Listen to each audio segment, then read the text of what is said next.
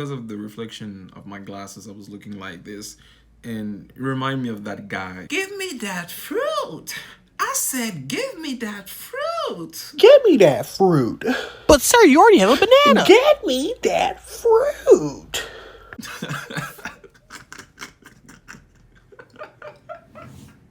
So if you're not new, I guess you're new because I have, 22 subscribers. But if you're new, welcome to my channel, or welcome back to my channel. You can refer to me as Lyle. So today we're gonna talk about some tips that can help you improve your English. And I assume that you know a little bit of English because it wouldn't make sense if you're watching this video. Understand a little bit. My English is not where I want it to be yet, but I think I can carry myself. I would say that from the 100% of English that I know, 20 to 30% is from school and 70 to 80% is by myself. Actually, I started to learn like most people through social media. Most people of our generation. I started with Vine at the time, 2013.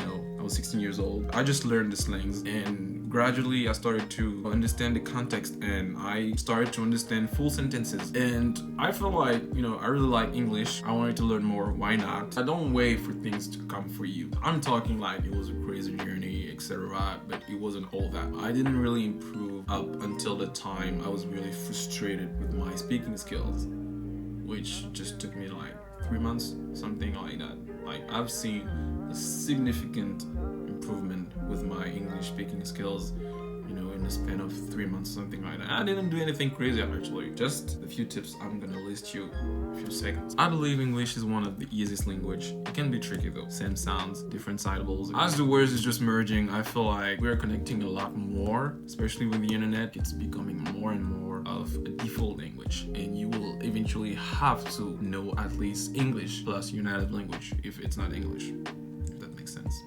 And I actually believe that you can apply the same method to any language you want to learn or improve. First step, I would say to engage the best with the language, because I think that with language comes culture. This is actually one of the reasons you cannot translate things word from word, because there is a context behind it. There is a culture surrounding it. This is the basic. Set everything in English, or your phone, computer, even the movies you watch. So now, if you cannot go to an English-speaking country, especially during this pandemic, or you're broke like me, you can actually develop your speaking skills by talking to yourself, having conversations with other people, if you can talk to yourself.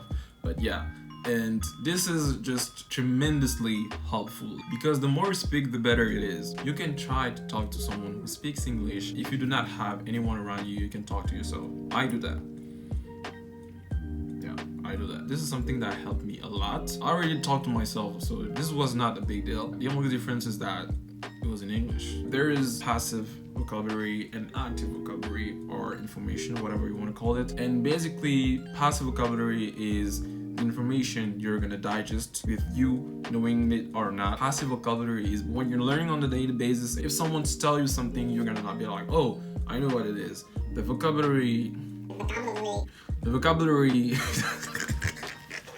basically, the passive vocabulary is what's gonna help you listen and understand English. Active vocabulary is the information you're gonna retrieve that you choose to use willingly. And this is where I was lacking, because I was reading English, I was listening to English, I was understanding English, but I wasn't speaking English. So I was lacking a lot. And please don't try to have an accent first. There's nothing wrong with an accent. An accent is just an indicator of where you're from and that you speak more than one language. That's it. The third tip is a tip and a mistake at the same time. And I think we all do this in some way, when we learn a language, trying to translate everything, thinking in your native language. This is something I've learned the hard way again, and it refers to tip number 1. When you engage in another language, there is a culture and a context with it, and you actually have to switch. As I said, sometimes people say that bilingual people have different personalities, and it is in some way true and not true, because when you speak another language,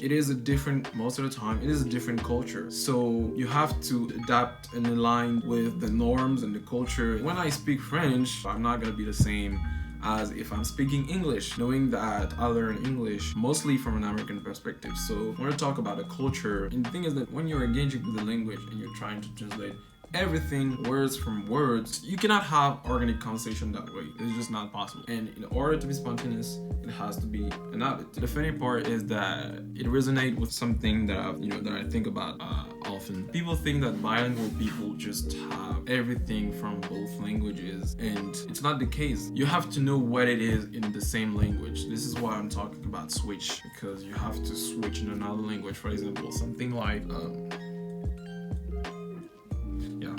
this is exactly what I'm talking about. Sometimes you forgot stupid words. Last time I forgot faucet, like robinet, and this is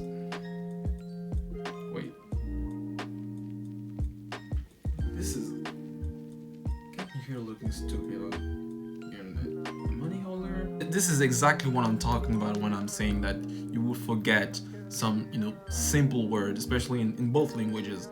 This is a money holder. A few moments later. A wallet. So when you see this, I speak French in English. In French, I know that this is a portefeuille. Un portefeuille. And in English, it's a wallet. You should not do the portefeuille to wallet. You should be like, this is a portefeuille. Oh my god, this is crazy. You should be like, in French, ça c'est un portefeuille. In English, this is a wallet, because this is something that happened often, and I'm stubborn, so I'm gonna figure it out. I actually spent 5 minutes, not 5 minutes, but like 2 minutes figuring out or remembering what it was, and this is a wallet. Whatever. This is tip number 4. Yeah.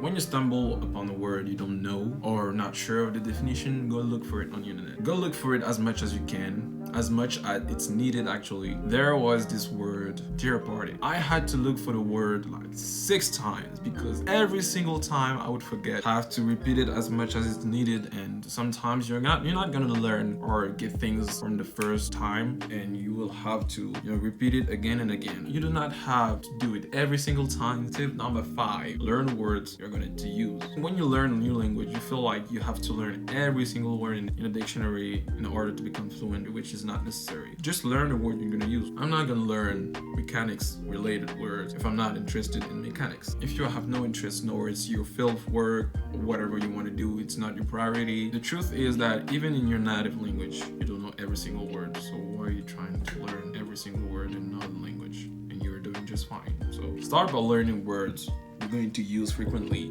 then expand. It's a circle. If you have to learn certain words later on, then be it.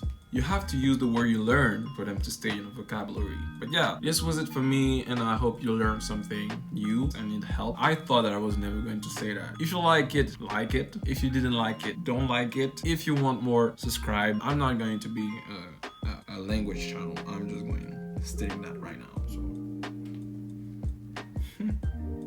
this is the thumbnail. Yeah, this like this.